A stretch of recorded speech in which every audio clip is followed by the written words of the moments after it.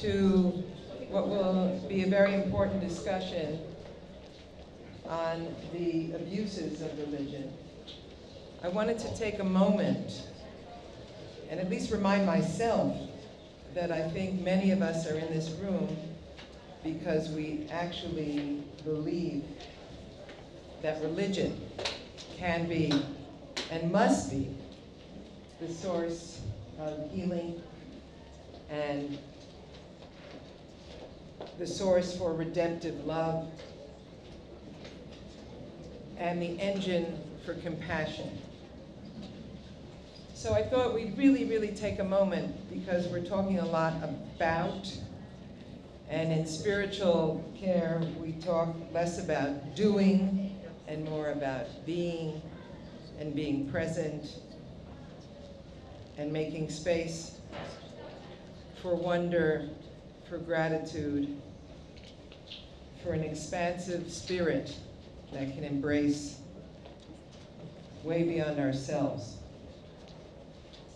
I want to remind us also that we're sitting in this place, which is the cradle of the three monotheistic religions of Judaism, of Christianity, of Islam. So I invite us to take a moment to pay attention to these things, and I offer a prayer. For the Jews among us, you will hear echoes of Shema V'Ahavta in Marcia Falk's beautiful English rendering of it. Those of you who hear the word Israel, I'd like you to also hear the meaning of Israel, which is the one who struggles with humans and God. So I offer this prayer. Hear, O Israel, the divine abounds everywhere and dwells in everything. The many are one. Loving life and its mysterious source with all our heart and all our spirit, all our senses and strength, we take upon ourselves and into ourselves these promises: to care for the earth and those who live upon it, to pursue justice and peace, to love kindness and compassion. We will teach this to our children throughout the passage of the day, as we dwell in our homes and as we go on our journeys, from the time we rise until we fall asleep.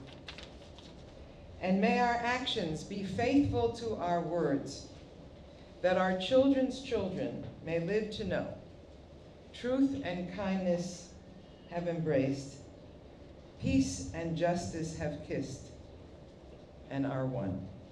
May it be your will and our action. So I turn now to our three extraordinary panelists. Please read their bios, but just know that Shira Ben-Sasson-Furstenberg and Michael Marmer and Tomer Persico are all students, teachers, mentors, activists, again, fueled and inspired by the best of Judaism.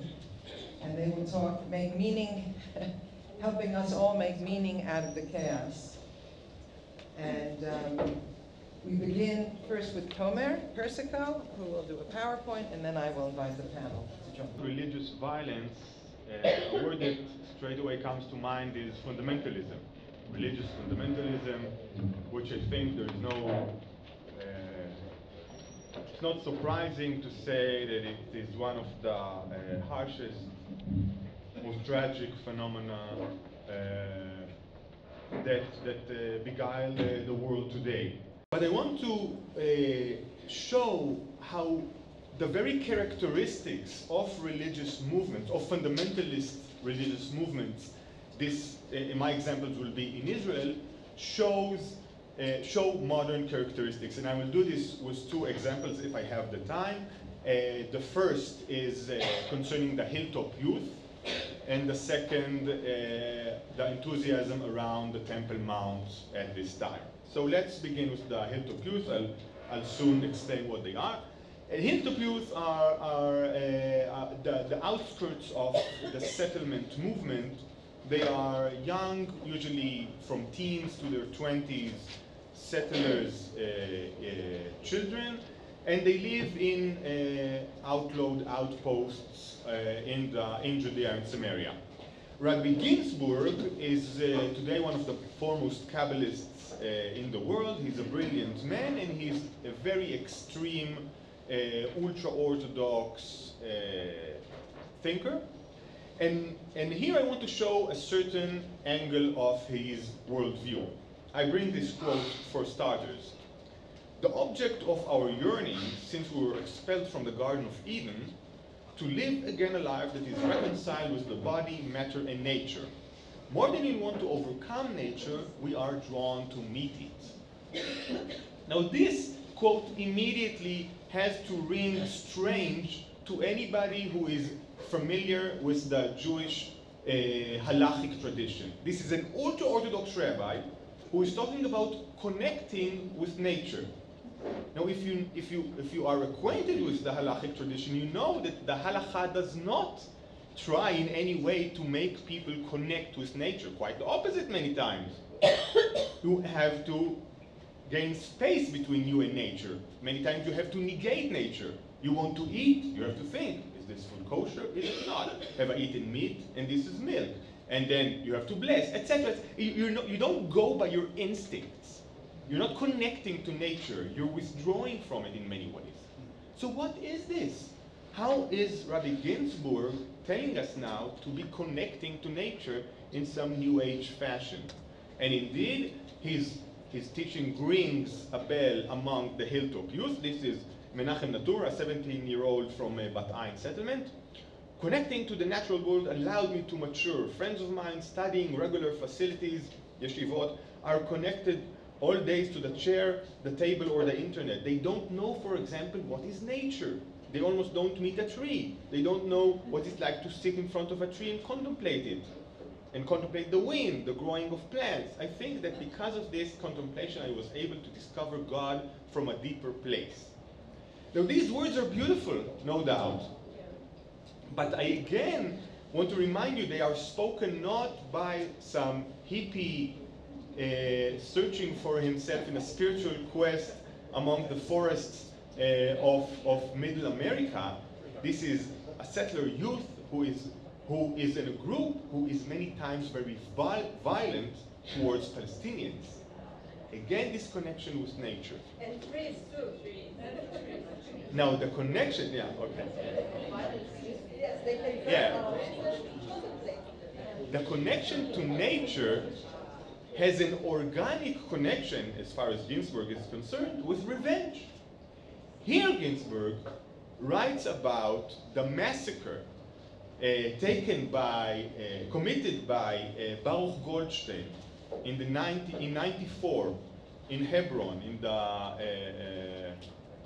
the Cave of the Patriarchs, where he simply shot Muslims, Palestinians who were praying, and killed 20-something, forgive me for forgetting, and wounded almost 100. And Ginsburg talks about what he did and says, revenge is a natural, spontaneous reaction, a sort of a natural law. Revenge is being true to my own positive being, to the truth of my being. The avenger joins the ecological currents of reality. His true essence and that of the world meet each other. The end goal of all this is to finally reconcile with the natural is, and to live it as a reflection of the true essence, that is God, blessed be He. So here, to be natural, to connect to our innermost being, is to take revenge, violent revenge, against the enemy, or the proposed perceived enemy. And the final quote, because Goldstein had identified totally with the Jewish collective, even though revenge, as explained, is a natural response that can be found in all of nature, this specific revenge was felt as a pure Jewish revenge, and not as a simple burst of thuggish violence with all its own legitimacy. We did not here see a simple reaction of the Jewish simpleton, even though that should also be blessed, but a reaction of a wise and learned exemplar. So Goldstein massacring almost 30 Palestinians, really was connecting to the natural current of his being, etc., etc., etc. Where do these ideas come from? I can assure you, not from the Jewish tradition. I'm not saying there's no violence in the Jewish tradition. I'm not saying there's no racism in the Jewish tradition. But specifically, this whole language is not from the Jewish tradition. It is indeed from European Romanticism. I bring you a quote from Goethe's The Sorrows of Jan Werther. Keep to nature alone in future. Only nature has inexplicable riches, and only nature creates a great artist. A good deal can be said of the advantage of rules and regulations, much the same as can be said in praise of bourgeois society. A man shaped by rules will never produce anything tasteless or bad, just as a citizen who observes laws and decorum will never be unbearable neighbor or an out-and-out villain. And yet, on the other hand, say what you please, the rules will destroy the true feeling of nature and its true expression. So this is Romanticism. This is the movement that sprang up in the last decades of the 18th century in Europe and was very big in the 19th century. And it has a special interest also with revenge. Look at this. Heinrich von Kleist says we should always do what nature compels us, and we know that Kleist wrote the masterpiece Michael Kohlhaas, which deals specifically with revenge and how it destroys everything around it. Friedrich Wilhelm Joseph von Schelling says nature is visible spirit, the spirit is invisible nature, and Friedrich Klinger writes, I am nothing to man and world until I gain revenge, truly horrific revenge. This is a quote from a play that he wrote. The play is called Sturm und Drang, and this is the name given to the entire German romantic movement of this type. So this is where these ideas come from. They're not in any way old, ancient, and even not really Jewish in a traditional way. This is an incorporation of foreign elements, of European elements, into the Jewish tradition to serve as political, spiritual tools in today's national struggle against the Palestinians. And a final word about this example. The word is spontaneous. All good poetry is spontaneous overflow of powerful feelings, says Wordsworth. And our spontaneous action is always the best. You cannot with the best deliberation and heed come so close to any question as your spontaneous glance shall bring you, says Emerson. Again, romantic language. Now, in Hebrew, we do not have a word for spontaneous. The Hebrew language simply doesn't have a word for that, and it's not by accident, it's because we didn't need it, yeah? The Jewish tradition doesn't want to be spontaneous. King David wasn't interested in spontaneity, and neither was Maimonides. But Ginsburg uses the word spontaneous 7 times in a 30-page tract that he wrote on Baruch Goldstein's massacre. He needed it 7 times in 30 pages. Again, nothing traditional about this. How much time do I have? Yeah, okay, great. The next example, and the final example I want to bring, for lack of time, is about the Temple Mount. Very quickly. The Temple Mount is forbidden in access for Jews traditionally. In the last 200 years, every great rabbi, Orthodox, ultra-Orthodox rabbi, every one of them decreed that it is forbidden to ascend to the Temple Mount. This is an advertisement by Rav Kook, the first chief rabbi of Israel. This is the 20s, saying ascent to the Temple Mount is strictly forbidden. Now, why is it forbidden? There is a halachic case that I won't make here. Basically, if on the right you see the Temple Mount, on the left you see the old second Herodian temple of Israel. As you can see, the temple the Temple Mount is much bigger than the temple, but for halachic reasons we cannot enter the space that the temple was once occupying. Sorry, and since we presumably do not know where the it may be there, it may be there. We don't know where it is. But really, what I want to propose is that the fundamental reason Jews are forbidden to ascend to the Temple Mount traditionally is because of a very deep religious sentiment or a definition of what are we to do with things that are sacred. And I want to bring this quote of Rabbi Tzvi Tau. He's reprimanding people who wanted to, I'm not going to go into the whole story, but people who wanted to build the third temple. And he says, where God is concerned, closeness is achieved by distance. And it is also true in these matters. We do not reveal our ownership of the Temple Mount by actually stepping there. Contrarily, our ownership of it is manifested by the fact that the Gentiles are stepping there and we are not. And I'm jumping to the last sentence. The Temple Mount is not intended for pioneers with mud on their boots.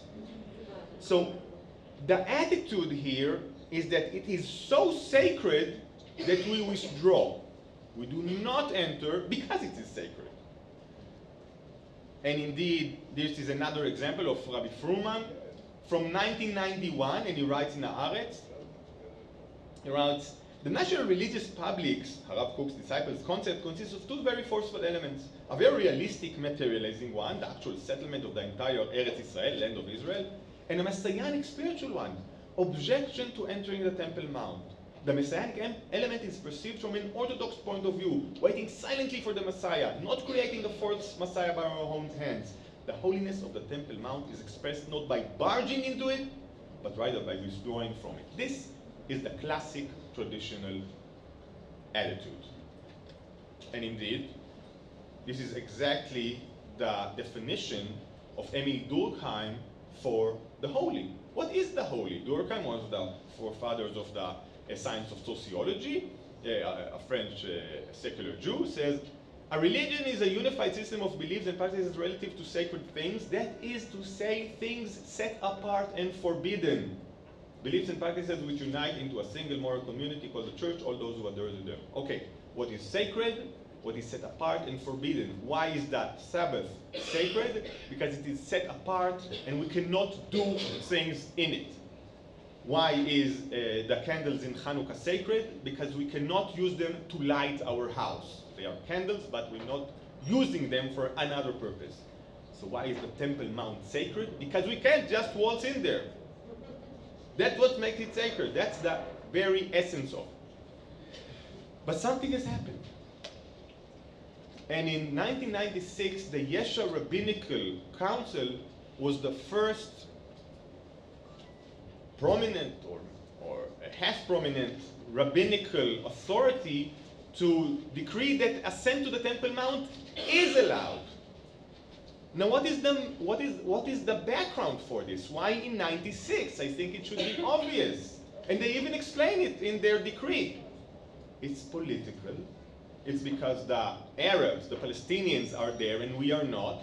It's because the Oslo process is still full speed ahead and they are frightened of concessions on the Temple Mount. Now, of course, it's totally legitimate to involve political considerations in your halachic decrees. It's okay, but we should understand that that's what it is. So the attitude here is changing. And today, the complete opposite from what Rabbi Fruman wrote in 91. 91, he said, the Zionist religious public doesn't want the Temple Mount. We're not going there.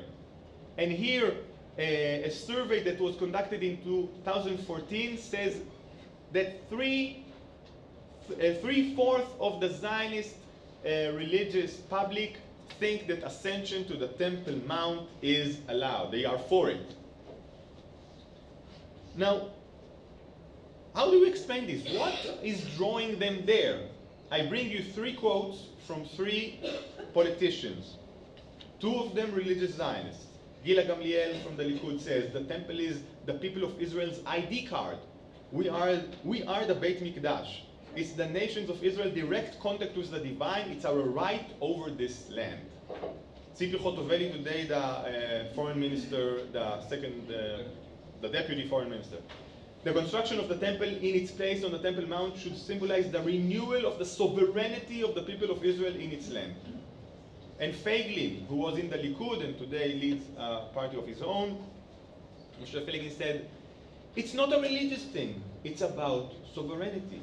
We are here on the Temple Mount on a national mission, etc., etc. So it's very clear from these quotes what the driving force behind the changing attitude towards the Temple Mount. It is sovereignty, it is political struggle against Palestinian sovereignty, it is ownership of the Temple Mount. And here we actually have a change, a transformation, a whole metamorphosis on how Jews, this time Orthodox, even ultra-Orthodox Jews, conception of the holy changes. Suddenly, the holy is not what we are farthest from, but the holy is what we are sovereign of. And here's Rabbi Tzvi Yehuda Kook who spells it out. This is the 70s, 80s. There is a fundamental general thing, the state. It is holy and which has no blemish. It is a divine operation of he who returns his presence to Zion. All that belongs to the state, and especially weapons of all sorts, of our making of non-Jews, all that is connected to the establishment of the Jewish kingdom. It is all holy.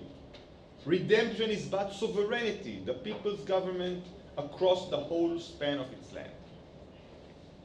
Why am I bringing this? Again, to show something is changing here, and the fundamentalist Judaism that is raising its head here is nothing ancient.